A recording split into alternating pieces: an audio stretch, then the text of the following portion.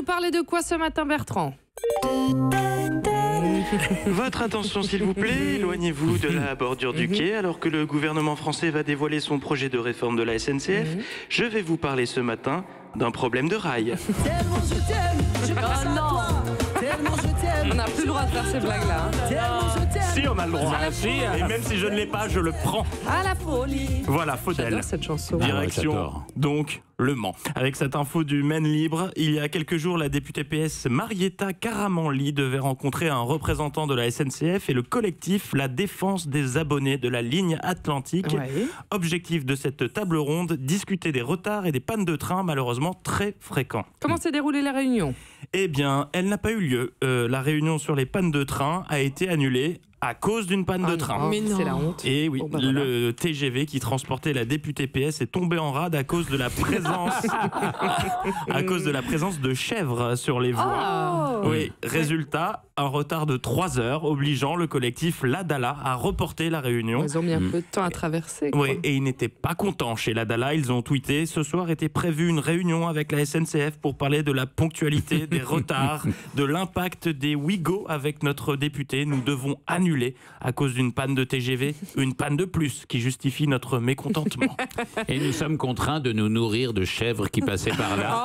Oh. Non mais c'est vraiment pas de chance. Hein. Oh, une autre info, Bertrand. Oui, et si vous en êtes encore au petit-déj, il est un peu tard, mais mettez votre tartine de côté quelques instants, ce sera pas de trop. On part à Rouen, en Seine-Maritime, c'est une info Paris-Normandie. Alors que les critiques sur la qualité des plateaux repas en milieu hospitalier sont nombreuses, le CHU de Rouen innove, puisqu'un patient du CHU de la ville, hospitalisé au service cardiologie, a eu droit à un Happy Meal pour le déjeuner. Oui, bon, c'est sympa. Vous allez voir que pas du tout, puisque quand je parle de Happy Meal, c'est une image. Si le patient a effectivement reçu une surprise en plus de son repas, il s'en serait bien passé, C'est-à-dire?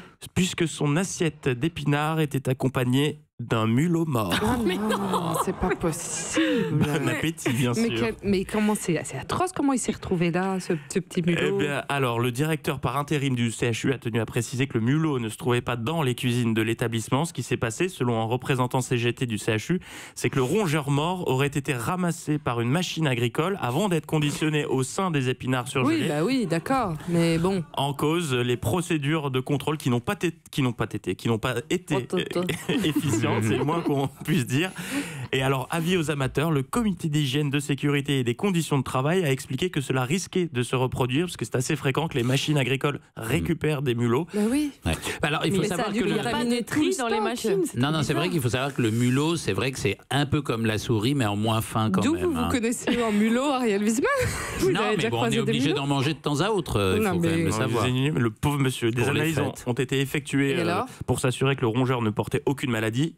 C'était pas le cas, heureusement. De son côté, l'hôpital a renforcé ses contrôles à la cuisine centrale et le patient a été invité à manger les plats du relais H payés par le fournisseur des épinards. Oui, bah merci beaucoup. Europe